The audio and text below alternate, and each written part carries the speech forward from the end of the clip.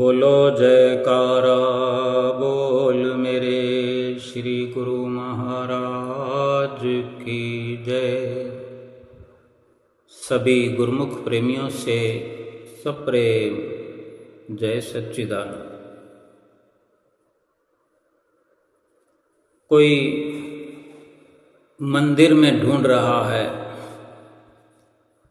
कोई गुरुद्वारे में, कोई चर्च में,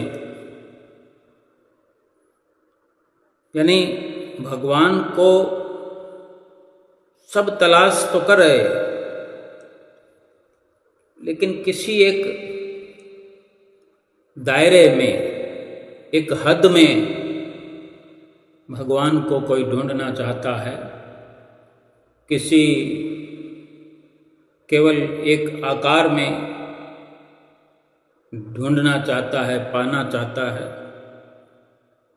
वो भगवान, वो परमपिता परमेश्वर किसी हद में नहीं है, किसी आकार में नहीं है। वो निराकार सब जगह है। वो किसी हद में सीमित नहीं है, किसी दायरे में नहीं है। वो बेहद, किसी हद में बंद कर नहीं रह सकता। वो निराकार, वो निराकार है। वो किसी आकार में कैसे समा सकता है? लेकिन भटक रही है दुनिया, तलाश कर रही है, खोज रहे हैं। जिसने जहां कहा उसको वहां मान करके फिर उस दर पर जाकर फरियाद करना, विनंतियां करना। फरियाद पूरी हो गई तो ठीक, नहीं पूरी हुई तो दूसरे दर पर। ये भटकना तो है। इस दर, कभी उस दर, इस तरह दर बदर भटकते भटकते जीवन की यात्रा पूरी हो रही है इंसान की। अगर कोई हमें गर्ज है, कोई मतलब है, कोई स्वार्थ है, तो भी अगर हम भगवान के पास मन्नत मांगते हैं, कोई संकल्प करते हैं, कोई प्रार्थना करते हैं, तो किसी ने कह दिया भाई वहाँ चले जाओ, तो भगवान को हाजिर नाजिर जानकर भगवान है यहाँ पर, ये विश्वास करके ही तो जाया करते हैं। हर कोई लगा देते हैं अपनी विनती, फरियाद, मन्नत। अब सोचो कि जब हमने मान लिया कि यहाँ मंदिर में, गुरुद्वारे में, चर्च में या कुटिया पर, अनंतपुर में, प्रयाग धाम में मान लिया, कोई मंदिर में ये दृढ़ निश्चय करके जाता है, किसी के कहने पर विश्वास करता है, अपनी पुकार लगाता है। अगर उसकी पुकार सुनी गई, यानी सुनने का भी क्या हमें समझने के लिए क्या इशारा हमें मिलता है कि हमारी पुकार सुनेगी? यानी जो हम चाहते हैं वो पूरा हो गया, जो मन्नत पूरी हो गई, तो हमें यही लगने लगेगा कि यहाँ भगवान है। और अगर नहीं मन्नत पूरी हुई, हमारी इच्छा कामना पूरी नहीं हुई, तो हम वो दर जल्दी से जल्दी छोड़कर किसी और दर पर भगवान समझकर वहाँ अपनी फिर पुकार करेंगे। थोड़ा विचार करें कि इस प्रकार कितनी जगह पर हम दर बदर भटक चुके हैं। उसी एक भगवान को कई प्रकार के दायरों में, कई आकारों में, जबकि वो निराकार है तो एक ही वक्त में वो सब जगह है। किसी एक आकार में ही क्यों, वो निराकार है। हाँ, उसको साकार रूप में भी हम मान सकते हैं। हम सतगुरु के रूप में जो हम देखते हैं, भगवान समझकर ही सतगुरु रूप परमात्मा मानकर ही फरियाद लगाते हैं। कोई अपनी पुकार करते हैं, पूरी हुई तो ठीक, नहीं पूरी हुई तो फिर किसी और आकार में ढूंढते हैं। ये तो हुई संसारिक मतलब परस्ती की बात। लेकिन एक भगवान को, परमात्मा को पाने का जो जज्बा है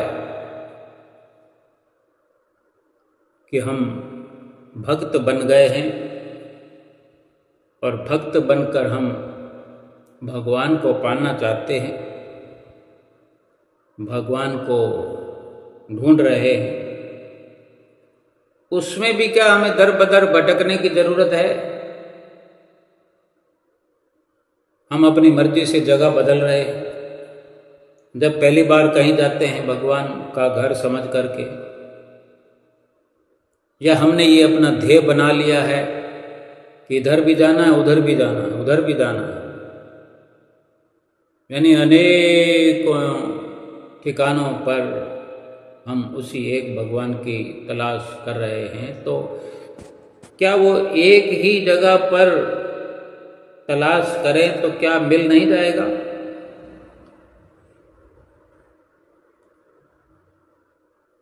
हम एक ही जगह पर अगर अपना विश्वास पक्का करें कि ये माध्यम है,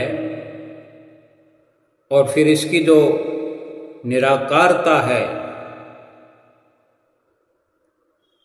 वो समझने के लिए हमने माध्यम बनाया है कि उस निराकार को साकार के माध्यम से ही पाया जा सकता है। वहां पर अगर हमारा विश्वास पक्का है, जहां विश्वास पक्का हो गया, उसी साकार रूप में निराकार महसूस होने लगेगा,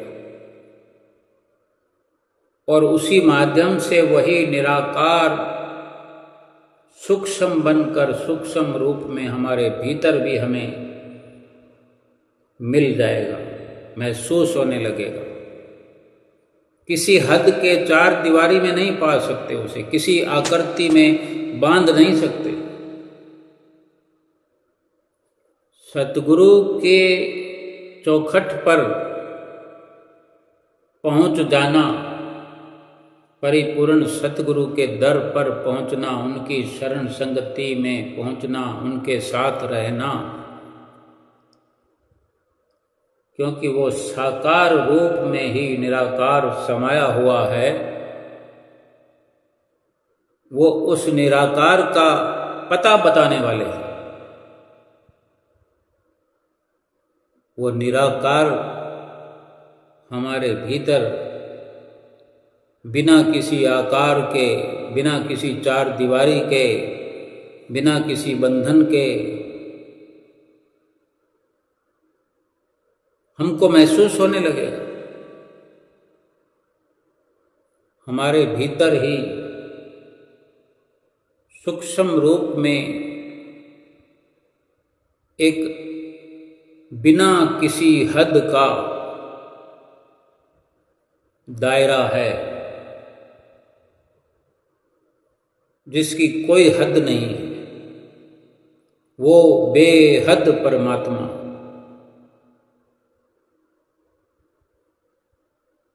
हमारे भीतर बिना किसी हद के संपूर्ण रूप में, बिना किसी निराकार में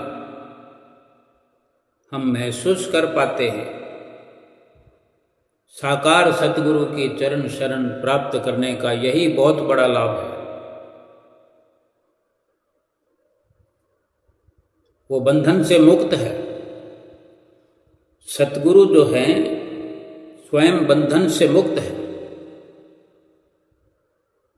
जो स्वयं बंधन में बंधा हुआ होगा, इंसान तो हमारे जैसे ही हैं, सतगुरु हमारे जैसे ही तो दिखते हैं, इंसान हैं, शरीर रूप में हैं, लेकिन हम बंधनों में बंधे हुए हैं। और सतगुरु बंधनों से मुक्त है।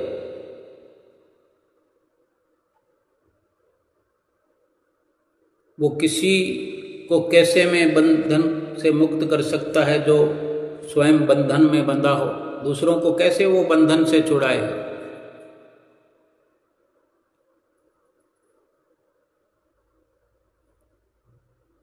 वो प्रेम का बंधन, पवित्रता का बंधन सतगुरु हमें सिखाते हैं, पवित्रता का बंधन बांधते हैं। उसे परमात्मा को पाने के लिए, उस परमात्मा को पाने के लिए सच्ची, साफ, पवित्र दिल, निस्वार्थ प्रेम भाव हमारे अंदर जागृत करते हैं।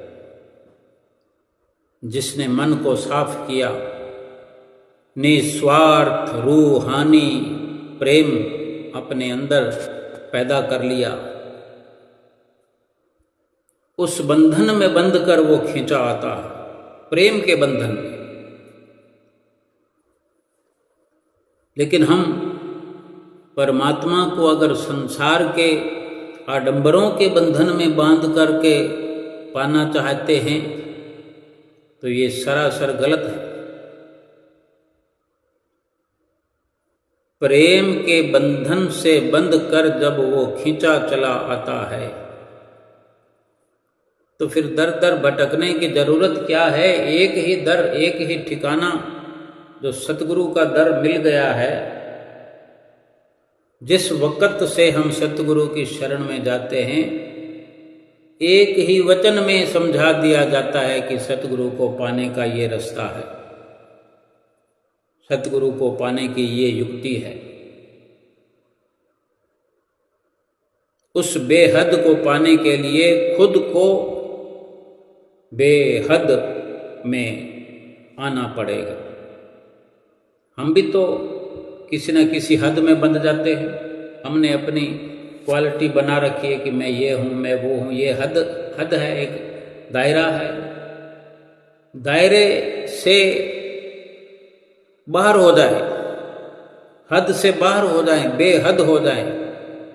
बेहद को पाने के लिए बेहद में खुद को आना पड़ेगा। ये छोटी छोटी जो बातें होती हैं, हद वाली, दायरे वाली, सीमा वाली, इन छोटी छोटी बातों से ऊपर उठना पड़ेगा। विशाल काय हृदय हमको बनना पड़ेगा। शरीर के बंधन से, शरीर और शरीर के बंधन से बाहर निकलो। यही हद से बेहद होना है।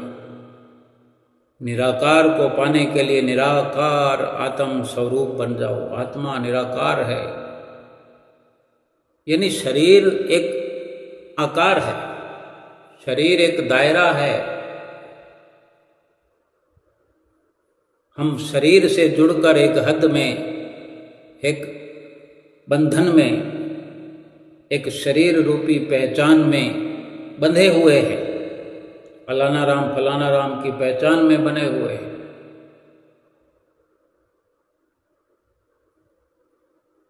निराकार को पाने के लिए निराकार आत्म स्वरूप बन जाओ।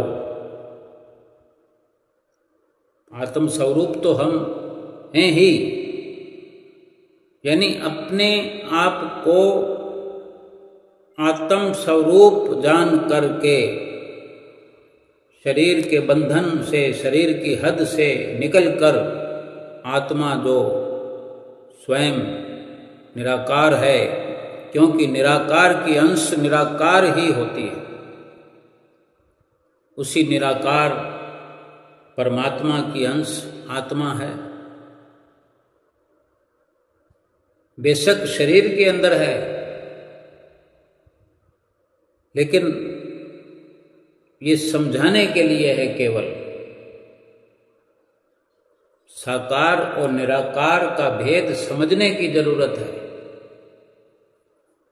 अगर आत्मा निराकार है और परमात्मा निराकार है, तो परमात्मा और आत्मा का मिलन तो इस शरीर के अंदर ही होना है। ये शरीर ही आत्मा और परमात्मा के मिलने का स्थान है, मंदिर है। सच्चा मंदिर इस शरीर के अंदर है। ग्रंथों में, शास्त्रों में अनेकों प्रकार से वर्णन है कि ये शरीर ही सच्चा मंदिर है। यानी अपने आप को आत्म स्वरूप बनाओ। शरीर के बंधन से बाहर निकलेंगे तभी हम आत्म स्वरूप बन पाएंगे। लेकिन जब तक शरीर स्वरूप बने रहेंगे कि मैं तो यही हूँ, आत्मा को जानने की कोशिश नहीं करेंगे, सतगुरु की शरण में जाएंगे नहीं, सतगुरु की शरण में जाकर के उनके वचनों को समझने की कोशिश नहीं करेंगे, प्रयास नहीं करेंगे, तो आत्म स्वरूप बन नहीं पाएंगे। ना आत्मा को जान पाएंगे, ना आत्म स्वरूप बन पाएंगे। वर्णन आता है कि मन तू ज्योत स्वरूप है, अपना मोल पहचान। यानी ये जीव जो है उस परमात्मा की ज्योत है, उसका अंश है, जैसे भी समझे। यानी परमात्मा का रूप है ये इंसान, ये जीव, या आत्मा को कहें। हम खुद आत्मा ही तो हैं, लेकिन आत्मा पर हमने ये पहचान लागू कर दी है, आत्मा पर, आत्मा के असली स्वरूप पर मिट्टी डाल दी है। और जो हम शरीर रूप से नाम रखे हुए हैं, शरीर रूप से जो बने हुए, हम गोरे हैं, हम काले हैं, हम हिंदू हैं, पंजाबी हैं, बनिए हैं, शूद्र हैं, ये हैं, वो हैं, ये तो सब बाद में है ना। पहले तो हम आत्मा हैं। शरीर मकान है रहने के लिए, शरीर ठिकाना है रहने के लिए। परमात्मा भगवान है तो आत्मा भी भगवान ही है। लेकिन अभी हर इंसान ये जब सत्संग के दायरे में आता है, जब परमात्मा की बात करता है, सत्संग की बात करता है, तो ये बार बार निकल करके आता है, ये वचन, ये शब्द निकल करके आता है कि आत्मा का साक्षात्कार करो, आप आत्मा का दीदार करो। आत्मा का साक्षात्कार करो, आत्मा का दीदार करो, इसका मतलब हम कुछ और काम में लगे हुए, शरीरों का दीदार कर रहे हैं। अगर किसी और का हम दीदार कर रहे हैं, किसी इंसान को भी मिल रहे हैं, तो उसके भीतर से भी हम आत्मा का साक्षात्कार कर सकते हैं। सतगुरु का जो हमें मिलना हुआ है, सतगुरु का जो हम दीदार करते हैं, तो सतगुरु के दीदार का भी सीधा सीधा मतलब हम अगर समझें तो सतगुरु भी वही आत्म स्वरूप जो हैं, वास्तव में शरीर से रहित जो आत्मा हैं, और हम परमात्मा इसलिए मानते हैं कि वो बंधनों से ऊपर है, किसी प्रकार की संसार की लिप्तता से अलग है, दुख सुख से न्यारे हैं, अपने बेगाने से परे हैं और शरीर में तो केवल आए हैं।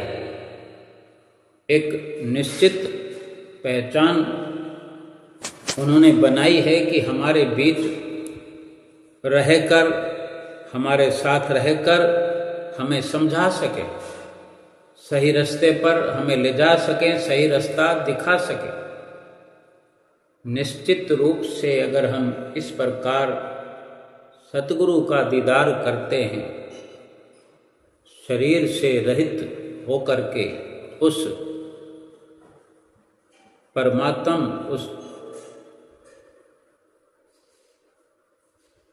उसी आत्मा को परमात्मा हमने इसलिए जान लिया है कि वो सीधे सीधे आत्मिक दृष्टि से आत्मा और परमात्मा का भेद मिटाने के लिए सक्षम है। आत्मा हमारे अंदर भी वही है, लेकिन हम तो शरीर और आत्मा का भेद मिटा नहीं सके। बस इसीलिए हम आत्मा से अनजान हैं, परमात्मा से अनजान हैं। जिस वक्त आत्मा को हम जान पाएंगे, आत्मा का दीदार कर पाएंगे, फिर अलग से परमात्मा को ढूंढने की जरूरत क्या है। आत्मा को जान लेना, आत्मा का साक्षात कर लेना, परमात्मा को प्राप्त कर लेना ही है। जब तक शरीर बन करके हम संसार में रहेंगे, देह के बंधन में रहेंगे, शरीर के बंधन में रहेंगे और शरीर बने रहेंगे, तब तक उस निराकार परमात्मा को जानने का, प्राप्त करने का अवसर हमें नहीं प्राप्त हो सकता। जब अपने आप को आत्म स्वरूप समझ लेंगे, आत्म स्वरूप बन जाएंगे, फिर हम देखेंगे कि हमें कैसे अनुभव होगा, कैसे महसूस होने लगेगा। फिर हमें कहीं जाने की आवश्यकता नहीं है। जब तक हम अपने को, अपने शरीर को ही याद रखे हुए हैं, खुद को याद रखे हुए हैं, तभी तक खुदा से दूर हैं। खुद को भूल कर खुदा को पाना आसान हो जाएगा। बस स्वयं को भूल करके आत्म स्वरूप में स्थित हो जाओ, समा जाओ, उसकी याद में समा जाओ, उसकी शिक्षाओं पर चलते हुए निष्काम कर्म करके उसी की याद में समा जाने से, उसी में डूब जाने से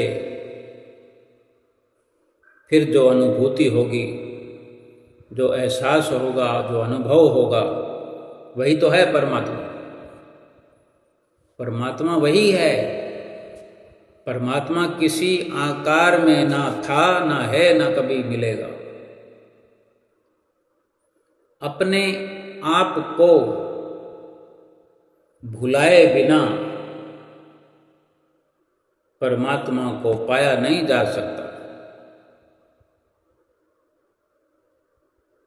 खुद को भुलाओ, खुदा को पाओ। सरल से सरल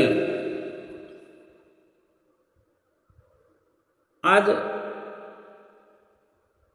हम एक सांसारिक जीवन को देख रहे हैं, क्या अपना हो या क्या किसी और का हो। सरल से सरल काम को जटिल से जटिल बनाते जा रहे हैं। एक हल्के प्रकार का हमारा जीवन यापन बड़ी आसानी से परमात्मा को पा सकता है, लेकिन हमारे अंदर ये काम, क्रोध, लोभ, मोह, अहंकार आज प्रबल हो रहे हैं, बढ़ रहे हैं। पहले के बनस्पत, पहले की तुलना में आज सैकड़ों गुना, हजारों गुना वृद्धि हो रही है। काम बढ़ रहा है, क्रोध बढ़ रहा है, लोभ बढ़ रहा है, मोह बढ़ रहा है, अहंकार बढ़ रहा है। यानी इनमें से एक कोई भी चीज़ अगर हम पाल लेते हैं तो बाकी अपने साथ वो सब पूरी सेना को ले आते हैं। अगर काम बढ़ रहा है तो इसके साथ में क्रोध भी आएगा, लोभ भी आएगा, मोह भी आएगा, अहंकार भी आएगा।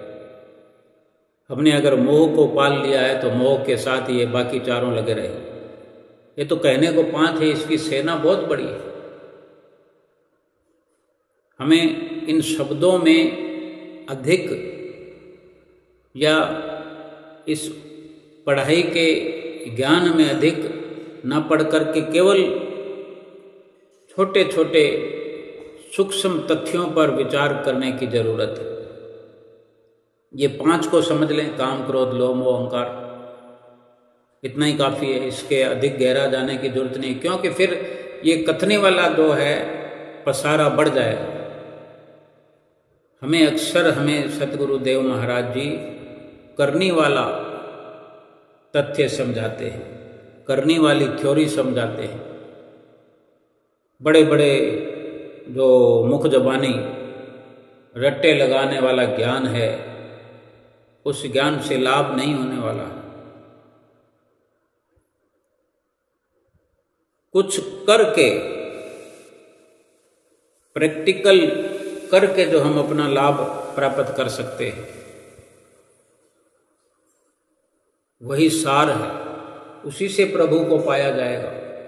रोज अगर फेरियां लगाते रहें हम किसी मंदिर द्वारे में, फेरियां लगाते लगाते लगाते, मुंह से किसी कथन का रट्टा लगाते लगाते, जैसे हम आरती पूजा की बात करें, बरसों से हम आरती पूजा गा रहे हैं, सभी गा रहे हैं। गुरुमुख प्रेमियों को ये अवसर है, लेकिन बड़ी गहराई की बात है कि उसको रटते रटते रटते रहने से अगर किसी भी शब्द पर मंथन नहीं करेंगे, किसी शब्द को टटोल कर खोल करके नहीं देखेंगे, तो वो शब्द तो बंद पड़े रहेंगे। कोई पैकिंग अगर बंद पड़ी है, किसी के पूछने पर हम कहेंगे कि हमारे पास है, हमारे पास है, हमारे पास है, लेकिन हमने कोई खोलकर पैकिंग को देखा नहीं, तो किसी को दिखा सकने की तो बात दूर है, हमने खुद ने ही नहीं देखा। ये प्रैक्टिकल हमें करना पड़ेगा, ये अनुभव हमें स्वयं करना पड़ेगा। तो आरती के अंदर हर शब्द जो है, एक एक शब्द एक एक पैकिंग है, पैक हुआ हुआ डब्बा है, पैक हुआ हुआ बंडल है, पैक हुई लच्छी है, कुछ भी समझे, पार्सल है। जितना भी पढ़ा जाता है उसका मोल नहीं होता, लेकिन जितना अमल किया जाता है मोल उसका होता है। लेकिन इंसान के अंदर सारे संसार को जानने की, सारे संसार को जांचने की, सारे संसार को समझने की होड़ लगी हुई है, और साथ में अपने शरीर की जानकारियां रखने की, जानकारियां बताने की, शेखियां बघारने की होड़ लगी हुई है। इसके पीछे क्या है? शरीर के पीछे क्या है, संसार की असलियत क्या है, ये समझने की, जानने की पूरी कोशिश अगर ना करेंगे कि वास्तव में संसार क्या है। संसार को जानने की लगन तो है, संसार की जानने की लगन इसलिए है कि वो कहीं ना कहीं हमें एग्जाम देना है। संसार में ये कितना है, वो कितना है, कौन कौन राजा हुए, कौन कौन बादशाह हुए, किस किस राज्य में क्या है, कौन प्रधानमंत्री हुए, कौन मुख्यमंत्री हुए। ये संसार को जानने की जानकारी संसारिक स्तर पर तरक्की करने के लिए ठीक है, लेकिन लोक परलोक नहीं संभरेगा, आत्मा का साक्षात्कार नहीं होगा। आत्मा का साक्षात्कार करने के लिए कुछ दमखम लगाने की जरूरत पड़ेगी। ये संसार और शरीर यूं ही पड़ा रह जाएगा। हमने बहुत देख चुका है, बहुत देखा है हमने। अपने माता पिता को देख लिया, दादा दादी को देख लिया, रिश्तेदारों को देख लिया, अड़ोस पड़ोस में देख लिया, गली मोहल्ले में देख लिया, दूर दूर तक देख लिया, नज़दीक में देख लिया। किसी का शरीर है क्या? जल गया या दफनाया गया। लेकिन अगर जिसने उस शरीर के रहते हुए कुछ कर लिया माने ये नहीं कि किसी ने बंगला बना लिया तो उसका परिवार सुखी हो गया। उस शरीर से क्या करना चाहिए था? उस शरीर से वो करना चाहिए था कि उस शरीर का मालिक सुरखरू हो जाए, उस शरीर का मालिक, उस शरीर में रहने वाला असली जो मालिक है वो खुशहाल हो जाए, माला माल हो जाए। वो मालिक इस शरीर को इसी भरोसे पर लेकर के, मांग करके भगवान से लाया था। ये गनीमत, ये अवसर उसे मिला था। लेकिन क्या हुआ? यहाँ आकर के अनेकों दोस्त बनाए, मित्र बनाए, अपनी औकात को इंसान समझा नहीं कि मिट्टी से बना है, मिट्टी में मिल जाएगा। मिट्टी में मिल जाना है, धरती पर रह जाना है। लेकिन जिसको देख लो, महलों की बात करते हैं, बिल्डिंगों की बात करते हैं, 2 माला, 4 माला, 10 माला, ऊपर की मंजिलों की ऊंचाई की बात करते हैं। लेकिन अपनी सुरती जो गिरी पड़ी है, मिट्टी में मिली पड़ी है, उसको ऊपर के मालों में ले जाने की फिक्र नहीं है। जब एक शरीर की हमें जरूरत थी, हमारी मांग थी 84 लाख योनियों में, तब तो प्रभु से केवल एक ही फरियाद थी कि मनुष्य शरीर मिल जाए, मनुष्य जन्म मिल जाए तो सब कुछ काम बन जाएगा। मैं फतेह कर लूँगा, फतेह हासिल कर लूँगा, मैं आत्मा को परमात्मा से मिला लूँगा, दुखों से छुटकारा पा लूँगा, मुझे मनुष्य शरीर दे दीजिए। जब परमात्मा ने दया कर दी, मनुष्य शरीर दे दिया, फिर क्या किया हमने? किसी से पूछने की जरूरत नहीं। अभी हम देख लें क्या कर रहे हैं, देख लें और समझ लें कि शरीर को जब से हमने पाया है, मित्र बना रहे हैं, कुटुंब बढ़ा रहे हैं, महल बना रहे हैं, महल माड़ियाँ बना रहे हैं, अपनी खूबसूरती पर इतरा रहे हैं। आज अगर दम है हमारे में तो कोई दम वाला काम करना चाहिए। शोभा हो जाए उस दरबार में, उस परवरदिगार के आगे, उस मालिक कुल के आगे, जिससे ये मनुष्य शरीर किसी खास काम के लिए मांग करके लाए हैं, उस प्रभु के आगे शोभा हमारी हो जाए सामना होने पर, तभी तो ये कहने में अच्छा लगेगा कि मनुष्य शरीर हमने पाया, ताकत दिमाग की, बुद्धि की, अकल की हमने पाई। एक दिन तो हालात बदल जाएंगे। हमने अगर अपनों को नहीं देखा, देख कर भी अनदेखा किया कि किनके साथ हम रहे, बचपन से अब कहाँ तक आ गए, अड़ोस पड़ोस में क्या देखा, गली मोहल्ले में क्या देखा,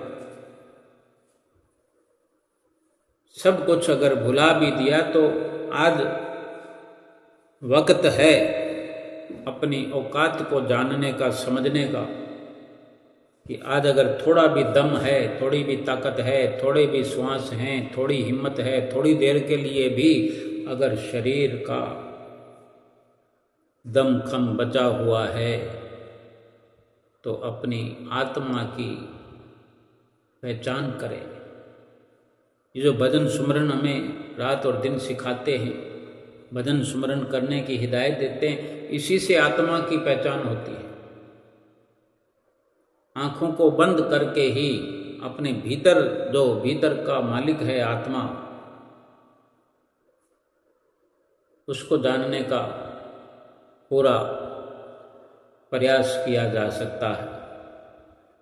लेकिन आंख बंद करना हमें अच्छा नहीं लगता।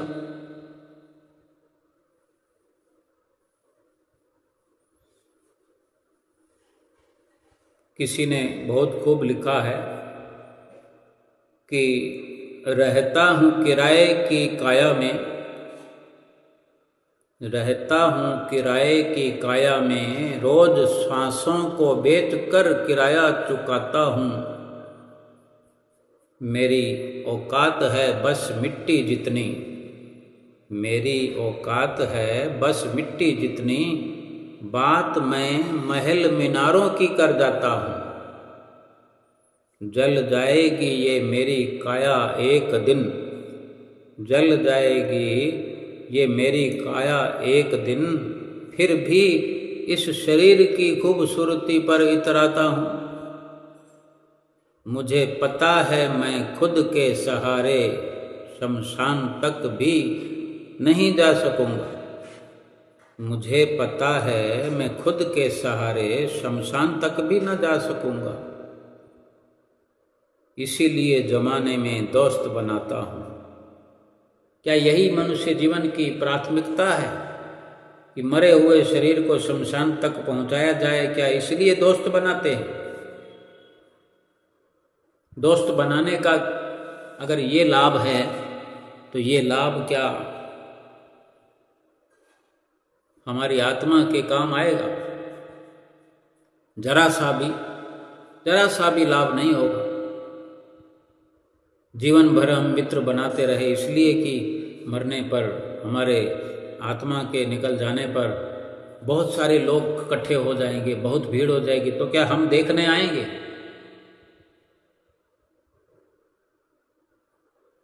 लेकिन हम आत्मा को एक बार देख पाते और सतगुरु को अपना दोस्त बनाते जीवन में, हम सतगुरु को पा करके परमात्मा को पा जाते। शमशान तक जाने की चिंता क्यों है? इस मरे हुए शरीर को, बिना आत्मा के शरीर को, बिना श्वासों के शरीर को, जो होना हो जाएगा। हम जीते जी जो लाभ इसे उठा सकते हैं वो लाभ उठाया जाए कि मिट्टी की ये काया है तो मिट्टी में मिल जाएगी, जल जाएगी एक दिन।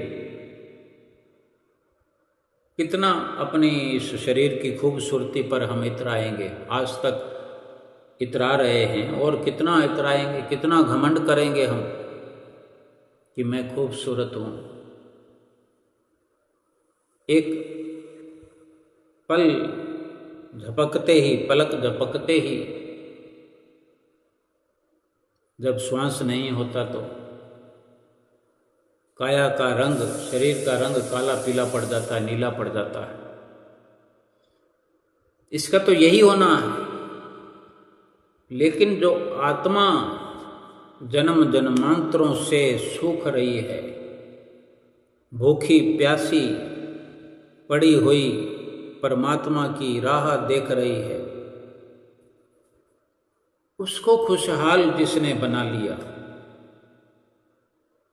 उसको ताकतवर जिसने बना लिया, यानी आत्मा की खोज खबर करेगा तभी जान पाएगा कि आत्मा भूखी है, आत्मा प्यासी है, आत्मा कमजोर है, आत्मा बीमार है। जब उसकी जानकारी लगेगी, आत्मा का जब अता पता ये जीव लगाने लग जाएगा तो शरीर की सुध भूल जाएगा। यानी शरीर की सुध भूल करके अंदर शरीर के मालिक से मिलने चला गया है जीव, तो अंदर ही तो परमात्मा है, अंदर ही आत्मा है। दोनों का मिलन तो हुआ है। ये तो बार बार हम मिलन को छोड़ करके शरीर को मिलने चले आते हैं। हमारी सुरती थोड़ी देर अंदर लगती है, फिर ध्यान बाहर, सुरती हमारी बाहर आ जाती है। शरीर का आभास होने लगता है, शरीर का बोध होने लगता है। फिर अपने शरीर का बोध होता है तो अनेकों शरीरों से वो संबंध चालू रहते हैं। यानी उसको थोड़ी देर के लिए रोकने का यही मतलब है जो हमें नित्य प्रति हिदायत फरमाई जाती है सतगुरु की ओर से। हमें समझाया जाता है, 2 घंटे भजन अभ्यास कराया जाता है कि ये 2 घंटे भजन अभ्यास करेंगे तो हम अपने शरीर से बेखबर होकर के, शरीर से बेसुध होकर के, शरीर से न्यारे होकर केवल अपनी आत्मा में स्थित हो जाए, अपने आत्मा की खोज में लग जाए, आत्मा की पहचान करने में लग जाए कि शरीर से अलग, शरीर से हटकर क्या है ऐसा। अपनी आत्मा को ये जानने का अवसर होता है 2 घंटे। और जो 5 नियम, श्री आरती, पूजा, सेवा, सत्संग, सुमरन, दर्शन, ध्यान, ये 5 नियम जो करने के लिए हमें कहा जाता है, ये सब के सब इस आत्मा को जानने के लिए एक प्रकार से प्रैक्टिकल अनुभव है।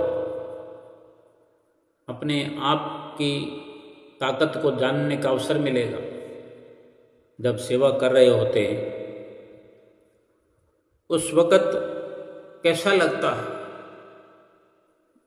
जब भी सेवा करते हैं हम मन को मार करके करना पड़ता है। यानी ये मन को मार कर जिसने सेवा की भावनाओं को ऊंचा उठाया, ये परोपकार कमाया, यानी कितनी देर ऐसा होता है, थोड़ी देर में मरा हुआ मन वापस जिंदा हो जाता है। क्योंकि हम पूरा प्रयास करते नहीं, हमारा प्रयास हम खुद विफल कर देते हैं। मन को मार करके अगर थोड़ा सब्र किया जाए, हिम्मत की जाए, तो निश्चित रूप से ये ऊपर निखर कर आएगा, उबर कर आएगा कि अगर मन को मार दिया है तो आत्मा जागृत हो गई है। जिसने मन को मारा उसकी आत्मा जिंदा हो गई। जिसने अपने मन को जिंदा रखा है और खुद मन की गुलामी में रहा है, उसकी आत्मा मरी रहेगी, उसकी आत्मा दबी पड़ी रहेगी। आत्मा का साक्षात्कार नहीं होगा, आत्मा को जान नहीं पाएगा तो परमात्मा से मिलन भी नहीं होगा। जब आत्मा की जानकारी नहीं है तो परमात्मा से मिलाएंगे किसको? शरीर को मिलाएंगे। शरीर को किसने मिलाया है भला परमात्मा से? शरीर तो यहीं जलकर हमारी आंखों के सामने राख हो जाता है। किसी ने अपनी आत्मा को राख होते हुए देखा है क्या? आत्मा राख नहीं हो सकती, आत्मा जल नहीं सकती, आत्मा सुरक्षित रहती है। बस आत्मा तो शरीरों में आ करके दुख भोगती है जो ये जीव शरीर को पा करके मन के वशीभूत होकर मन की गुलामी में कर्म करता रहा है, आत्मा पर वही भार बना रहता है। आत्मा जन्म दर जन्म शरीर बदलती बदलती बदलती कमज़ोर हो जाती है। आत्मा दब जाती है पाप कर्मों में। आत्मा परमात्मा से मिलने के लिए प्यासी है, परमात्मा के मिलन के लिए तड़फ है आत्मा में। हम आत्मा को जानेंगे तभी परमात्मा से मिलेंगे, तभी परमात्मा से आत्मा को मिला पाएंगे। शरीर को कभी किसी ने परमात्मा से नहीं मिला है। ये जितनी भी संसार के अंदर मिल्कियत इकट्ठी करी, संसार में धन दौलत बनाए, रुतबा बनाया, संसार के अंदर रुपया पैसा बनाया, धन पदार्थ इकट्ठे किए, सब तो यहीं पड़ा रह गया। कभी बेचारा ये जीव कुछ साथ में लेकर गया ही नहीं। फिर क्यों इन्हीं सब संसार के झूठे साधनों के लिए अपनी आत्मा का वजूद मिटाते मिटाते मिटा दिया, और जिस शरीर को मांग करके इस दुनिया में हम आए, उस काम को बिल्कुल भुला दिया। फिर कब मिलेगा ये मनुष्य शरीर? जब तक आत्मा को पहचानेंगे नहीं, आत्म स्वरूप बन करके अगर हम उजागर नहीं होंगे, आत्म स्वरूप में स्थित नहीं होंगे, अपने आप को आत्म स्वरूप करके नहीं जानेंगे कि मैं आत्मा हूँ, मैं परमात्मा का अंश हूँ, इस स्थिति को जानने की बहुत ज़रूरत है। इसी के लिए ये भजन सुमरन जरूरी बताते हैं सतगुरु हमें। बार बार एक ही संदेश देते हैं, और संदेश देवें तो क्या संदेश देवें? उनके पास तो यही एक धुर दरगाही संदेश है कि अपनी आत्मा की पहचान करो, अपनी आत्मा को जगाओ, परमात्मा से मिलाओ। यही इस मनुष्य जन्म का लक्ष्य है। और कोई गुरु महाराज जी ने बिजनेस थोड़ी करना है, उनका बिजनेस यही है। सच्चे सौदे के व्यापारी हैं, सच्चा सौदा बांटने आए हैं। हमें बांट दिया है, नाम दे दिया है हमने, नाम से बढ़कर सच्चा सौदा और कुछ भी नहीं है। कभी भी कोई इंसान इस दुनिया से संसार के सामानों को साथ लेकर के नहीं गया। केवल यहाँ पर जिसने संसार की वस्तुओं से अपना काम कर लिया, अपना काम निकाल लिया, इतना चलता है। लेकिन रात और दिन जो इसी संसार के कामों में लगा रहा, आत्मा की खोज खबर ही नहीं ली, आत्मा को भुला करके शरीर को ही हर वक्त याद रखता रहा, शरीर के लिए ही, शरीर की स्वार्थपरता में ही लगा रहा, जिसने हर वक्त शरीर को मुख रखा, संसार को मुख रखा, वो परमात्मा से और भी पहले से अधिक दूर हो जाएगा। आत्मा और परमात्मा का मिलन और भी मुश्किल हो जाएगा। फिर ना जाने इस मनुष्य जन्म के मिटने के बाद, इस शरीर के चले जाने के बाद, जल जाने के बाद, फिर जाने कब ये दोबारा मनुष्य शरीर मिले ना मिले।